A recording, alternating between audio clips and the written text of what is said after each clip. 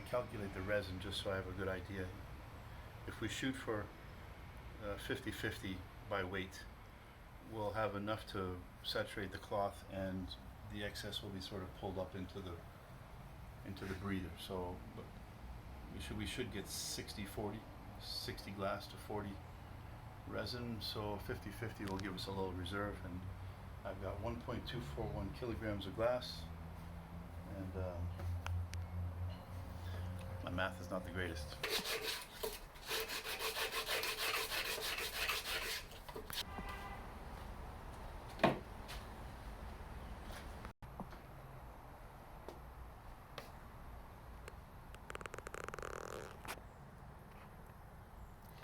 So we are actually weighing out how much resin is going to go into the system, and then how much hardener will go into the system, so that we got the ratios perfect. And Peter's done some ratio number calculations.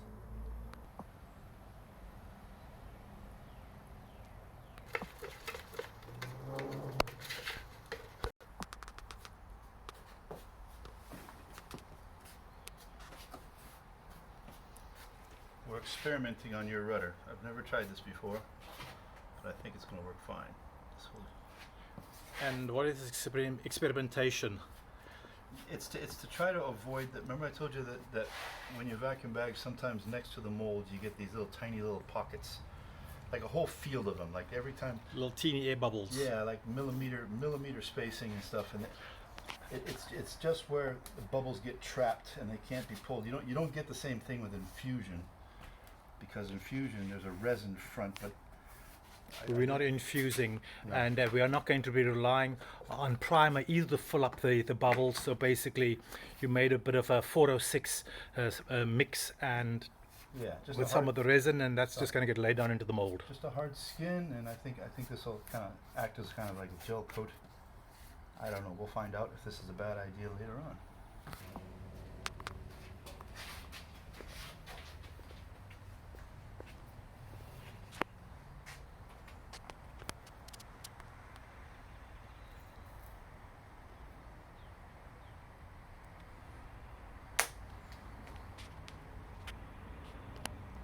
And the second version what? So bottom line is, what Peter's not doing is he's putting the first skin and working that very, very first skin into the mold, and having to try and get all the air bubbles and just get it just absolutely looking for perfection.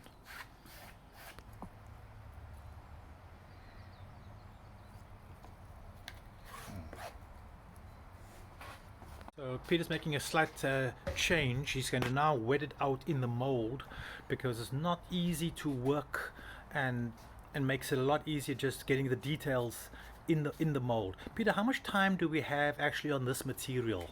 I don't know. I've never used this resin harder, but it's supposed to be a slow, and it's a cold day.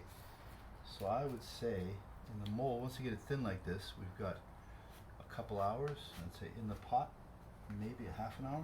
Okay. This is for insurance. If the rudder fails, he's got a perfect record. There will be no failure.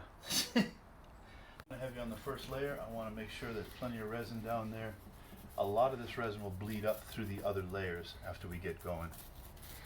Especially when we bring on the vacuum bag. Yes. And that's the whole idea of the vacuum, is to suck up as much of this into the excess into the pot. Yeah, the word is consolidate the laminates, but it's just I mean, the resin is any more than enough resin to just fill all the gaps is parasitic.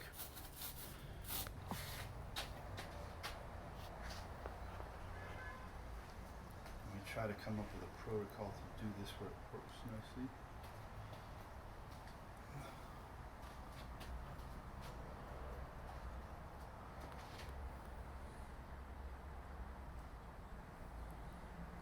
It's more important for me to get this trailing edge right than it is for the leading edge, because the leading edge is going to get a whole new skin on top of that.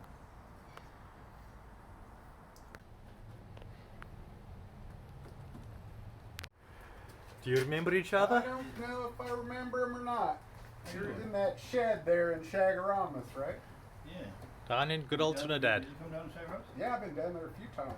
But now we are at the stage of where Peter had done all the prepping of the mold. We setting up everything for vacuum bagging, and we have been putting layers. Peter's been putting layers and layers of cloth, and so far these are 8 layers of cloth that have gone into the mold, and it's going to be 12 layers by the time this is done. And it's starting to get a little bit thermal warming up, so he's working fast, but luckily it's a cool day, and as soon as we get to that certain stage of stability, then we will start to actually put the vacuum bag. So we still a little ways to go to the vacuum bagging of it.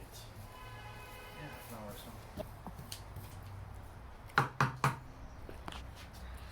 So we are now at the stage of where Ken is starting to trim out the stuff, the You got another fiberglass. set, This is all I got.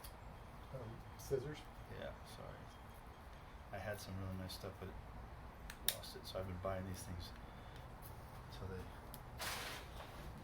go bad on you.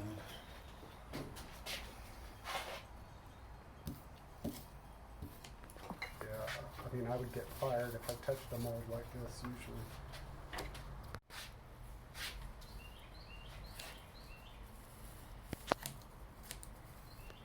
Oh God, these are awful scissors, eh? This is when a good gust of wind comes up and blows Sand and shit. dust and shit all on it. This is really a good day. We are now at the stage of where you're putting the peel ply down. And what's the point of the peel ply? The peel ply consolidates it, but it mainly it allows us to pull all the process materials off of the glue.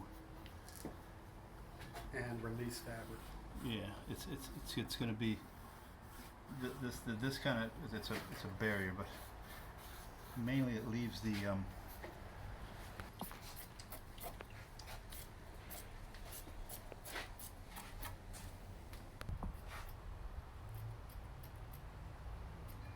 play it in.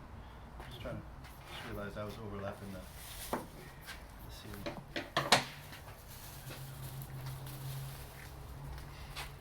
So these are the bleeders, this plastic, so that not all the resin is lost, correct? Yes, this is it's perforated and they sell this in different It'll go into the, what do you call your, that's breather there breeder. too, right? Yeah, this is I call this bleeder. I'm not sure that's absolutely correct, but end up with a laminate that's got star. Like I've seen it going white. Yes. So it suck too much out. You just lay it. Once again, the way because Yeah, no, you wanna- because this is because the tape is so close. I would normally want this to go out beyond, but I can't.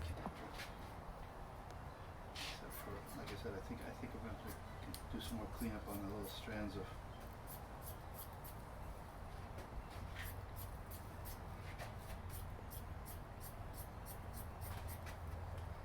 Wow, this was really big here. for Yeah. some reason. I left them all big things.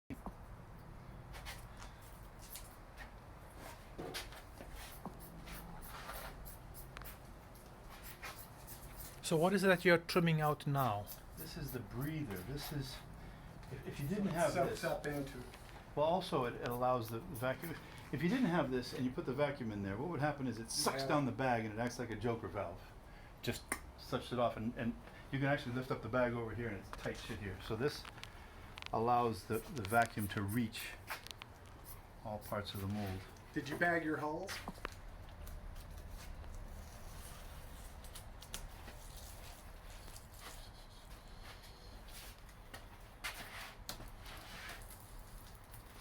Yeah, it's starting to go, isn't it?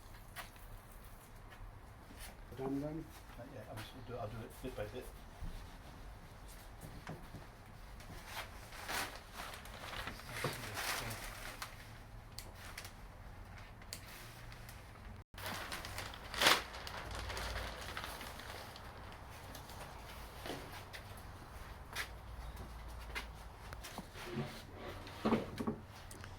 So is this the magic moment where we put the tube in and intube the patient so we can suck out the living daylights? Intubate, yes. Yeah. Come back and take some with. Just do one. Oh, I just do one, and then I'm gonna just bring one out into the other.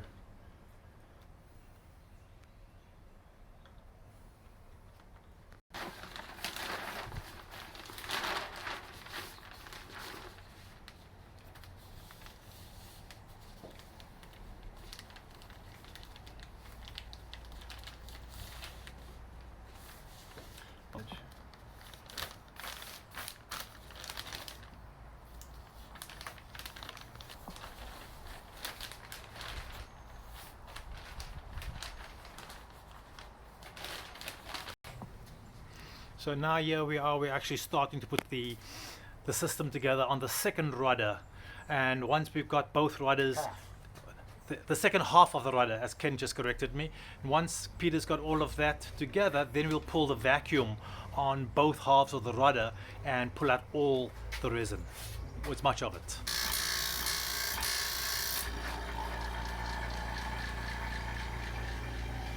So we are now beginning to pull.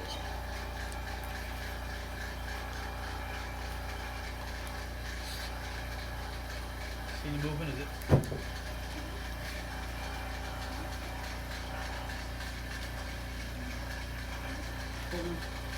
This plastic is not. Yeah, it's sort of hard. It's not sticking well to the tape.